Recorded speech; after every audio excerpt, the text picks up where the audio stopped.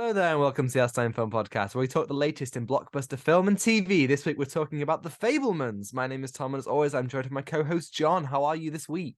I am feeling great because we are finally talking about Steven Spielberg's The Fabelmans. So Yes. I'm very excited to talk about it. Yeah, what about you? Yeah, I'm feeling good, thanks. We saw this film all the way back in January, I think. It was January, right? End of Yeah, January? Yeah, January. something like Yeah, that. yeah. And we were going to do it on the week we did the DC slate, but obviously that happened, so we did that instead. But here we are. This is kind of a break from all the comic book stuff we've done. We get to talk about just some really good cinema. I'm very excited. Full spoilers ahead for anyone who hasn't seen it. Briefly explain the plot for those who don't know. Right. Hopefully, Google will get a good explanation this time because there was some It's so ones unreliable. There's so so many weeks when it's unreliable. just like, okay, sure. If you remember the Ant-Man one, yeah, that was Yeah. So Oh, that was strange. okay. Young Sammy Fableman falls in love with movies after his parents take him to see the greatest show on earth. Armed with a camera, Sammy starts to make his own films at home, much to the delight of his supportive mother. Mm. Sorry, just the phrase armed with a camera, as if he's Yes, gonna go around the town and start shooting people. He's got a camera and he's gonna cause some havoc.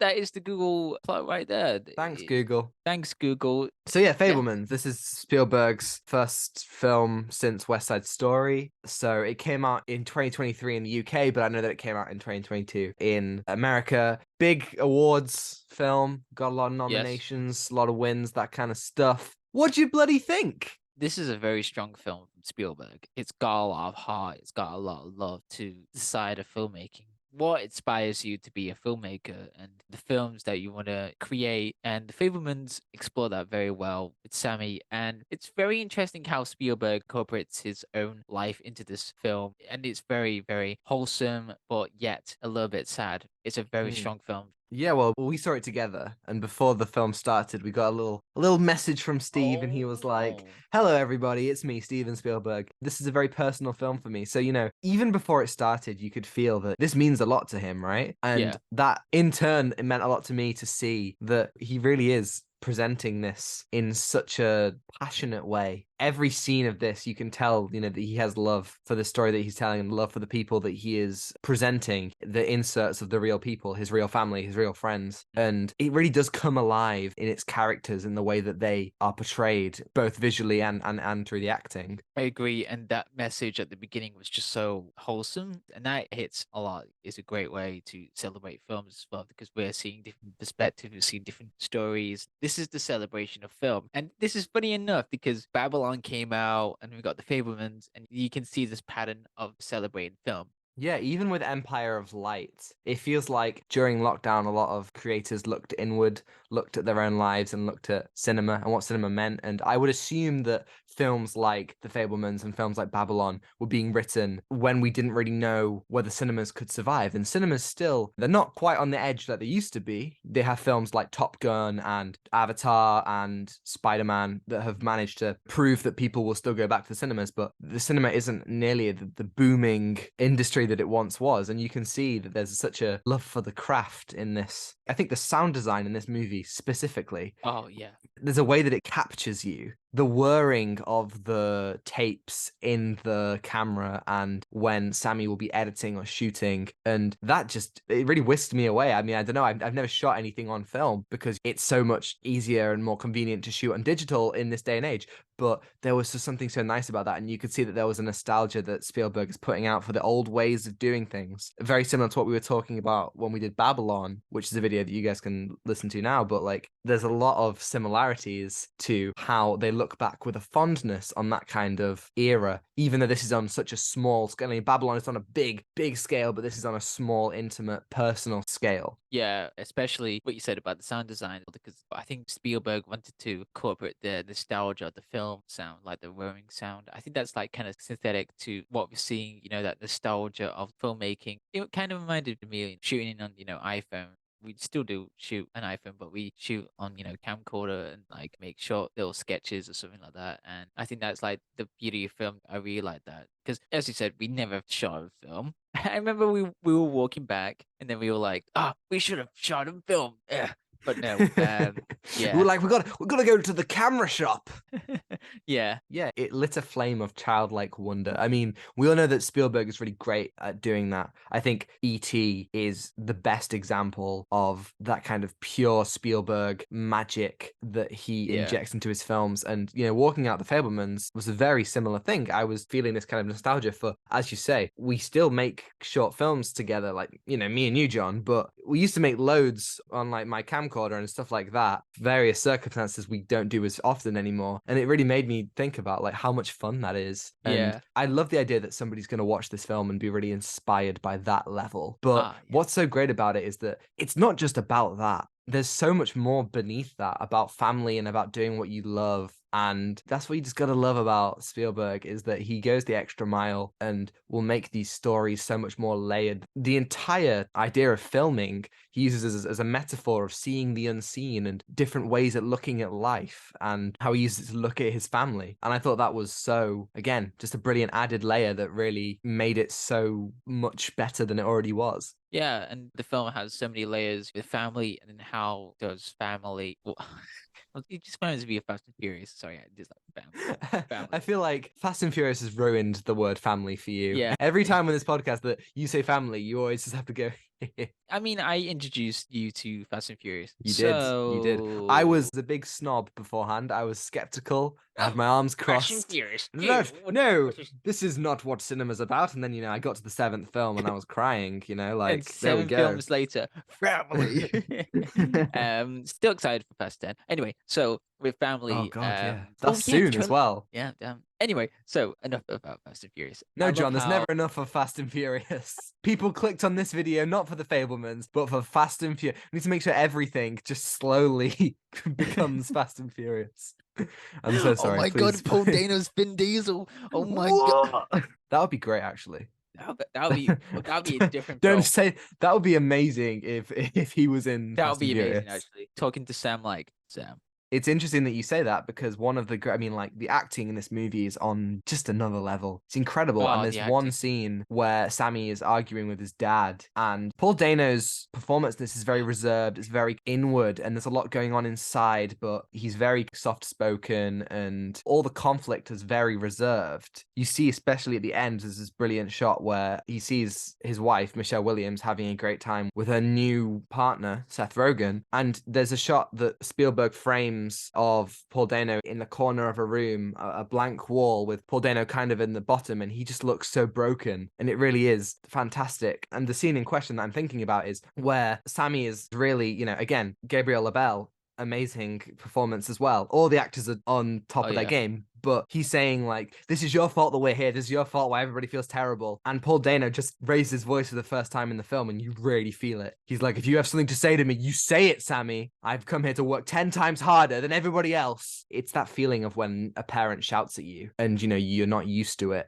or it's been a while and it shakes. And I think the way that that is crafted is so, so fantastic. Yeah, and the idea of family that is well performed, with Michelle Williams and Paul Dano. You are familiar with this, you got like the kind of supporting parent, and then the other is very worried about like, oh, is he gonna do this or does he want to do this? And that was very believable for that. I think that was great to explore two different Yeah. sides. There's a Film. dichotomy between the scientists and the artists in the house. That is mentioned in the film. I can't remember who said it. I think That is maybe mentioned in the film. Yeah, does Judd Hirsch say that? I don't When because know. you see immediately in the first scene of the film, which is young Sammy outside the cinema, outside the Greatest Show on Earth, and his parents explaining him why it's going to be great. And Michelle Williams, his mum, her approach is, it's amazing. It's like dreams that you remember. You get to see these incredible things. But Paul Dano, his dad, his approach is, this is how it all works. It's not real. It's pictures that are made in such a speed that it gives you the illusion that they're moving. And that is a perfect way. In the very first scene, I was like, Spielberg, You did it. you've done it.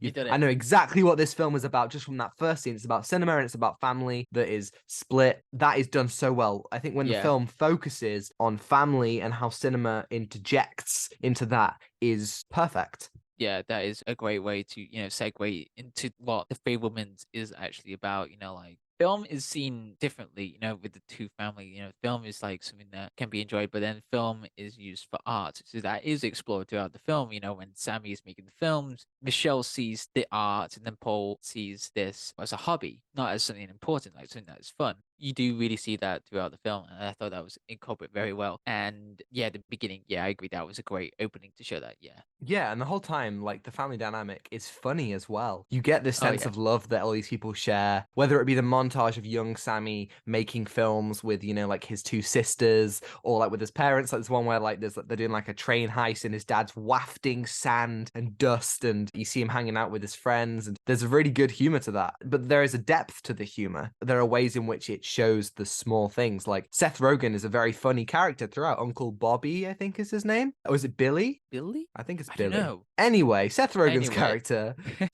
is very funny throughout the film. There's a Benny, really great Benny, Benny. Benny. That's it. That's it. There's a really great cut where it cuts to the camera filming the family's move from where they were living at the start to Arizona, and you go from Michelle Williams and Paul Dano having an argument about whether Benny should come to them in the car, and then it pans over and Benny's there, and it's really funny. But then as you go deeper into the narrative, you realize what that means, what that quite has to Damn. say, and Yeah. the relationship that Michelle Williams and Seth Rogen have, which is actually really depressing and upsetting. And there's a lot about the film which tackles a coming of age, a growing up, and Sammy in his reaction to his mother's affair, or what will become a more serious affair as well, how he reacts to that and how he still feels the love for his mother. That permeates throughout the narrative in this coming of age story in which he puts away his camera for a while before picking it back up, realizing what's important, what's truly important to him, and then going to a new school and all these experiences that you see him growing up. It's so cleverly tied together. Yeah, it's cleverly tied together as what Judd Hirsch's character says about,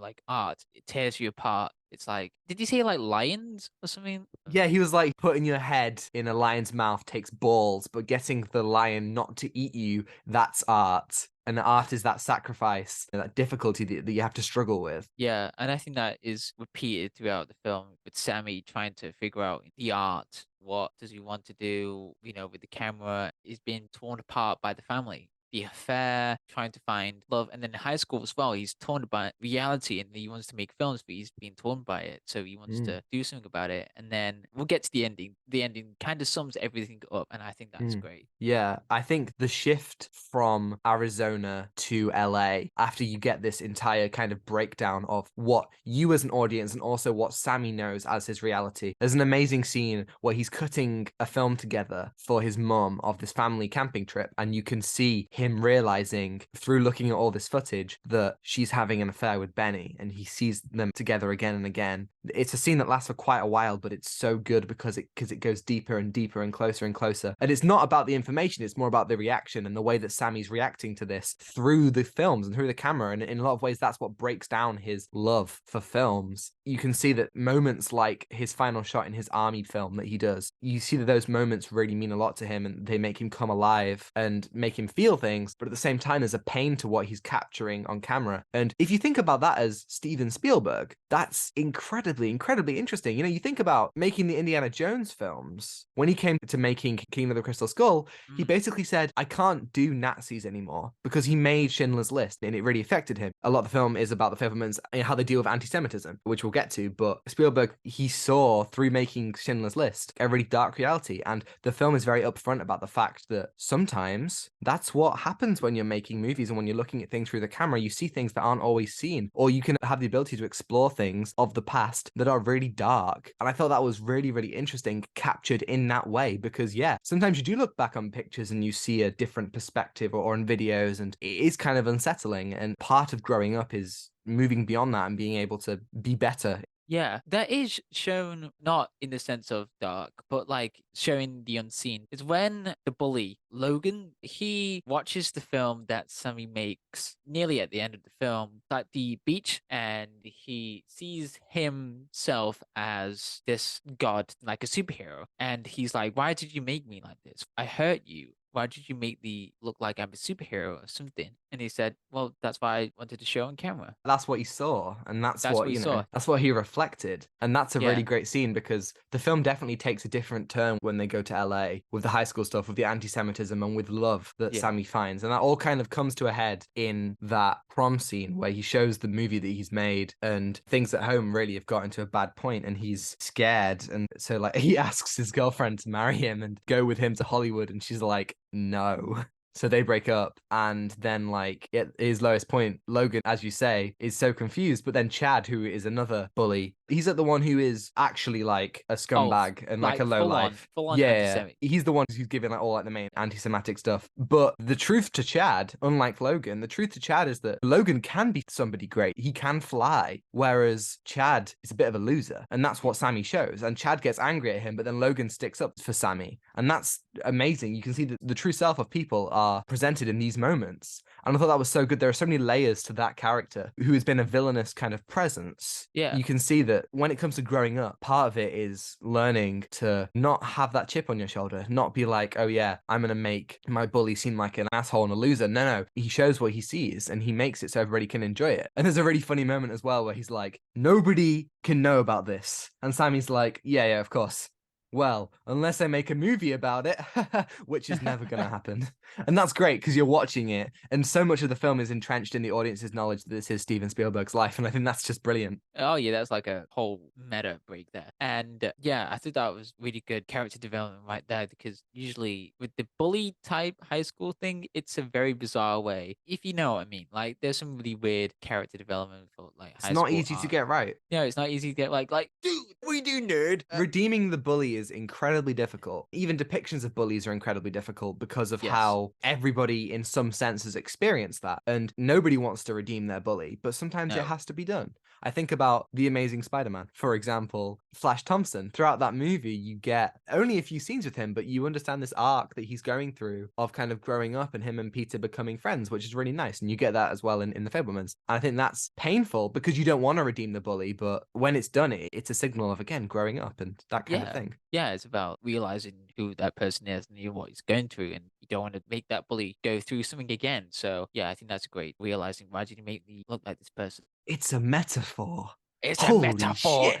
What? It's cinema. Whoa! Oh And my I think God. that whole prom scene and then the scene afterwards where Sammy comes home and things between his mum and dad aren't good, but he just talks to his mum and she makes him breakfast and, they're just kind of joking around and it's melancholic and it's bittersweet and you know that everything's going to be okay. I would have thought that'd be a perfect ending to the film. Same. The thing that didn't sit with both of us, like this is what, like, you said this to me as soon as we left the cinema. You were very much like, the ending felt weird. And I think it does feel weird. Yeah, let's talk about the ending. So what I found interesting was that this is actually happened to Spielberg. Spielberg actually met John Ford when he wanted to work in film, and there's a great cameo from David Lynch, by the way. And Yes. this is a great scene, actually. This is the end of the film. Sammy Yeah. wants to work in Hollywood, and then the guy recruiting Sammy, he's like, "Hey, do you want to see someone, this famous director? He's in that hallway across." He goes into the room and he realizes that this is John Ford. And he was like, "Hey, kid, you want to be a picture maker?" Yes, I do. Okay, you see that picture over there? And he walks over to the picture. It's like, okay, describe the picture. It's like, okay, you got Native Americans in the corner around. Where's the horizon? The horizon's up there. It's at the top. It's at the top. Okay, now do the same one for that one now. Okay. There's some soldiers in. No, the crater. where's the horizon? Oh, the horizon's at the bottom. Okay, right now. Here's the best piece of advice I got. If the horizon is at the top, it's interesting. If the horizon is at the bottom, it's interesting. If the horizon is in the middle, it's boring as shit. Now get the fuck out of my office. Oh, okay. It's amazing. I love how It's we amazing. just acted that out. Incredible. Oh But, my God. like, I love that scene. I love that scene. yeah, it's a fantastic scene. It feels very much like Babylon in the sense that all the scenes that I didn't like, I still liked them, just not necessarily in the context of the film so far. So I think my problem with that scene is that the narrative is over for me. I think the narrative ends when he comes home after the prom. That feels like a full circle, but the ending bit just felt a little bit tacked on and not necessarily like it added anything to the themes. It definitely brings a hopeful end, as in like, oh, it's all going to be okay. But I feel like the other scene did that too. I'd love to Yeah. hear anyone, if you want to comment or email us, I'd love to hear, what you think that adds. But yeah, there was definitely parts of it that didn't sit quite well with me. Yeah, there was some really weird bits that wasn't gonna be the end, like when Sammy and his mom was talking. It was a very weird turn for the third act, and I thought that Mm. was a very bittersweet ending for that. But I thought that additional scene with David Lynch, I thought that was a good scene. It is a good scene. I think the actual final shot Oh, is that's great. really, Yeah, really cool. You see Sammy walking away into like the Hollywood lot. The Hollywood lot. What does that even mean? the In like a Hollywood lot. film, in like a film studio. Like he's walking on There. like, back from John Ford's office, and then the camera has the horizon in the middle, and then the camera shakes and puts the horizon on the top. And I think that's brilliant. It's a great little reflection I of think it was what at the he bottom or says. top. One of the two. I think it was at the top It doesn't because the matter. sky. But anyway, there were some really good bits in the film that was just so funny. Like Spielberg can be really good at comedic moments in the Jesus. film. Pray to Jesus, John. We were both dying in the film. We It was just brilliant. laughed so hard about this. Well, So anyone who's watched the film, I'm not going to give any other context, just yeah, same. Jesus. If you've watched the Jesus, film, you know. If you haven't watched the film, Jesus, watch the come film into and you me. and you shall know. Jesus come Jesus, into come me. into me. Oh my god. Insane. Just That's a crazy. great scene. Oh, and the mother got was it a chimpanzee? Monkey. Yeah. Yeah, it's the monk. Oh Monk, yeah, not a the monk, a monkey. Yeah, monkey. Oh yeah, it was that was cute, but I great. thought, wait, When why did she get the monkey anyway? because she was struggling. She missed Benny. Oh. She was having such a crisis. Oh, that's why it's called Benny the Monkey. Yes. Oh, it makes it even more sad now. It's a Oh. metaphor.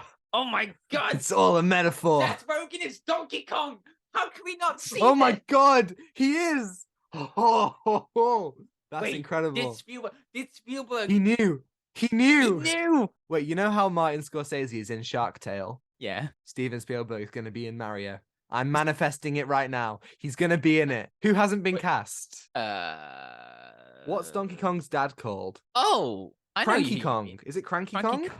That can be Spielberg. Oh my god. Is he going to be in the Mario movie? Okay, that does sound plausible. No, he is in it. Oh, he's being played by Fred Armisen. God damn it. It needs to be played by Steven Spielberg. We manifested it. Oh man. God damn Anyway, it. but if he is in the film, this is a plausible theory because one, in Bullet Train and Lost City, What? yeah, we Oh, got yeah. Channing Tatum in both of these films and Brad Pitt in both Oh, of these yeah. films and Yeah, Sandra good Bullock, and you point. got those. They were doing favors for each other. So I wonder if Seth Rogen was like, I'll do the "Hey Steven, Fabelmans would you on like to one be in?" condition. No, I bet the monkey had to be real, right? It That had that to probably be. happened. They're not just It putting a probably monkey in for the sake of it. She holds a box office gross of 2.5 billion. Who? What? Who are we talking about? The monkey? Yeah, the monkey. What? How is that possible? I'm not joking. Her film Oh. Hangover 2 opened at Oh yeah, 170. they're in Hangover Oh, she was in 2. Hangover 2. I think it's the same monkey as George in the Jungle. How do you know I'm she's in George of the Jungle? I saw an interview.